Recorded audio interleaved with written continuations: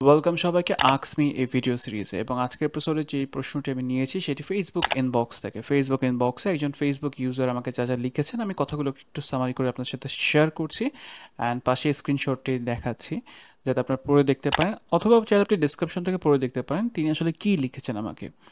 তো একজন আপু আমাকে লিখেছেন যার বয়স অ্যারাউন্ড 30 এবং তার হাজব্যান্ডের বয়স হচ্ছে 35। তাদের সম্পর্কে বিয়ে, প্রথম দিকে হাজব্যান্ড তার ওয়াইফকে যথেষ্ট সময় দিত।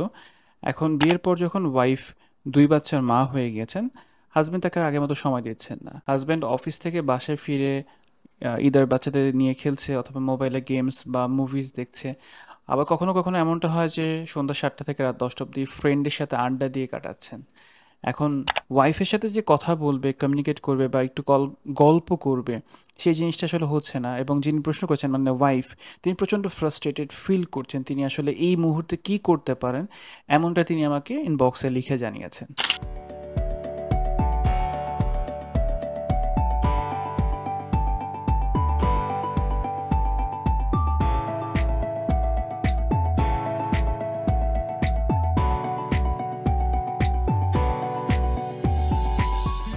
আজকে এই প্রশ্নের উত্তর দেওয়ার আগে আমি একটা কথা বলতে চাই, এবং এই কথাটা হচ্ছে আমার একটা অবজারভেশন। আমি মোটামুটি 80% শিওর যে এই অবজারভেশনটা আপনি বাংলাদেশের ম্যাক্সিমাম জায়গায় দেখতে পাবেন। সেটা হলো, বাংলাদেশে বিবাহিত পুরুষের দুটো মেজর সমস্যা রয়েছে, এবং সেটা হলো যে হয় তিনি তার ওয়াইফকে ভালোবাসেন না, ভালোবাসতে পারেন না, অথবা ওয়াইফের প্রতি তার কোনো অ্যাট্রাকশন নেই, তিনি অন্য জগতে থাকেন। তিনি হয় টাকার পেছনে ছুটেন, তিনি হয় বাচ্চাকে পেছনে ছুটেন, বা কোনো একটা কারণে তিনি আসলে তার ওয়াইফের প্রতি অ্যাট্রাকশন খুঁজে পাচ্ছেন না। এটা হচ্ছে একটা সমস্যা। দ্বিতীয় সমস্যা হলো, তিনি তো ওয়াইফকে ভালোবাসতে চান, তার সাথে গল্প করতে চান, কিন্তু পাড়া প্রতিবেশীর কারণে করতে পারেন না, বা ফ্যামিলি মেম্বার্স, রিলেটিভস অথবা ফ্রেন্ডস কিছু কথা বলে, কথাগুলো এমন যে বউ পাগল ছেলে, সারাদিন বউয়ের সাথে থাকে, যেখানে যাবে সে বউকে নিয়ে যাবে। সো এই কথাগুলো শুনতে চায় না বিধায় বিবাহিত পুরুষরা তার ওয়াইফের কাছ থেকে দূরে থাকে। এছাড়াও আমাকে ইনফর্ম করা হয়েছিল যে হাজব্যান্ড ফ্লোরে ঘুমাচ্ছে, ওয়াইফ তার বাচ্চাদেরকে নিয়ে বিছানায় ঘুমাচ্ছে।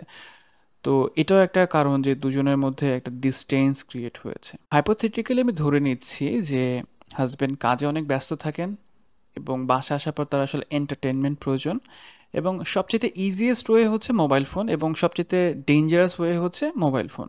সো ওই মোবাইল ফোনে ম্যাক্সিমাম হাজব্যান্ড তার গেমস খেলেন, মুভিজ দেখেন, ইউটিউব স্ক্রল করেন, অথবা ডিফারেন্ট ডিফারেন্ট কাজ করতে পারেন। এই জিনিসটা আসলে বন্ধ করতে হবে, তবে হুট করে না। আপনি কখনোই কোনো কিছু হুট করে চেঞ্জ করার চেষ্টা করবেন না। যিনি প্রশ্ন করেছেন তার কিন্তু শুধু ফ্রাস্ট্রেটেড ফিল হচ্ছে, তার আর কি হচ্ছে তিনি লেখেননি, বাট হাজব্যান্ডে এখানে অনেক কিছু করা আছে। সো আমি মনে করি আমার এই ভিডিওটা ইউজুয়ালি দেখা উচিত যারা কিনা বিবাহিত পুরুষ, যারা কিনা বাসায় ফিরে মোবাইল স্ক্রল করছেন অথবা টিভি দেখছেন, খেলা দেখছেন, বন্ধুদের সাথে বাইরে আড্ডা দিচ্ছেন, স্মোকিং করছেন, বাট বাসায় সময় দিচ্ছেন না, তাদের দেখা উচিত। এবং আমি জানি তারা দেখে বলবে এই সব কথা শুনতে আমার ভালো লাগে না, আমি ফ্রেন্ডের সাথে হ্যাং আউট করবো, চিল করবো, লাইফে এটাই একটা মিনিং। আর আপনি হয়তো ভুলে যাচ্ছেন, আমরা যে পশ্চিমা বিশ্বকে ফলো করি তারা কিন্তু বর্তমানে ফ্যামিলি বন্ডিংটাকে স্ট্রং করার জন্য অনেক চেষ্টা করছেন। তারা বিভিন্নভাবে চেষ্টা করছেন যাতে ফ্যামিলিটা একটা বন্ডিংয়ের মধ্যে থাকে, ফ্যামিলি যাতে ডিটাচ না হয়ে যায়। আপনি যদি দেখেন ওয়েস্টার্ন ফ্যামিলি কী কারণে ব্রেকডাউনের দিকে যাচ্ছে, এর প্রধান কারণ হচ্ছে সেলফ অবসেশন থেকে, বা যেটা হয় যে আমার এটা ভালো লাগে আমি এটা করব, ওর এটা ভালো লাগে ও ওটা করবে। সো দুজন যখন ডিফারেন্টলি ভালো লাগাটাকে চর্চা করছেন বা নার্চার করছেন, আলটিমেটলি বন্ডিংটা ভেঙে যাচ্ছে। আমি কখনোই বলি না যে আপনি নিজের সেলফ কেয়ারটা করবেন না, ডেফিনেটলি করবেন, বাট দুজনের মিলে কিছু করা যাতে থাকে এই জায়গাটায় কাজ করতে হবে। লং ডিসকাশনকে যদি আমি একটু শর্ট করে বলি, হাজব্যান্ড যিনি আছেন বা যারা আছেন তাদের অবভিয়াসলি যেটা করতে হবে, সপ্তাহে একটা দিন বের করতে হবে যেখানে আপনি শুধু আপনার ফ্যামিলির জন্য, আপনার ওয়াইফের জন্য সময় দিচ্ছেন।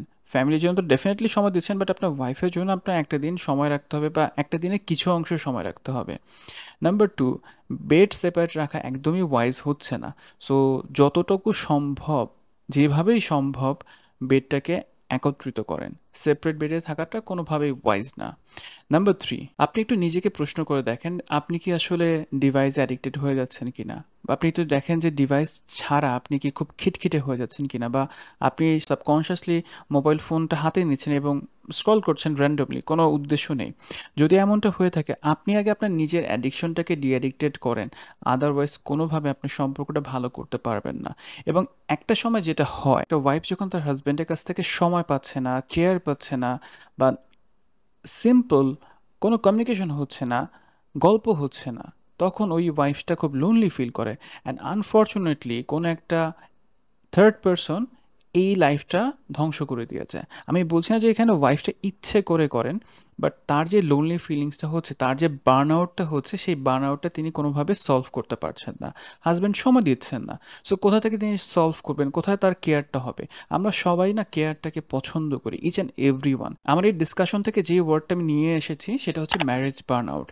What is marriage burn out? আপনি আমার এই ভিডিওটা দেখতে পারেন। এই ভিডিওতে আমি ম্যারেজ বার্ন আউট থেকে নিজেকে কীভাবে আপনি মুক্ত রাখবেন বা সেভ করবেন, অ্যাট দ্য সেম টাইম আপনি আপনার পার্টনারকে কীভাবে সেভ করবেন, আমি এই ভিডিওতে সম্পূর্ণ ডিসকাশনটা করেছি।